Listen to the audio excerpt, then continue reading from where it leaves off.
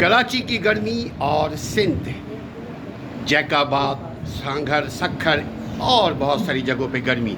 तो दोनों जहां की गर्मी का क्या हाल है और गर्मी के सद्दबाब के लिए क्या करते हैं, अब्दुल मालिक भाई का ताल्लुक कंदकोट से है। ये कुछ गर्मी के मुतालिक क्या बात करते हैं जी। नहीं, वहाँ तो कंदकोट की गर्मी बहुत ज़्यादा है कराची के निस्बत से। लेकिन गर्मी की वजह से बंदे नहाते हैं नहर में और वाटर पार्क में, इधर उधर जो भी सरगर्मियाँ हैं वो करते हैं। लेकिन अमूमन अभी तो हर किसी की जगह एसी हो गई है, सारी चीज़ें, बिजली चल रही है, लेकिन कोई फ़र्क नहीं पड़ता। बिजली लोड शेडिंग लोड शेडिंग ज़्यादा है, ज़्यादा है, गाँव में यानी कि ज़्यादा है। ज़्यादा है वहाँ।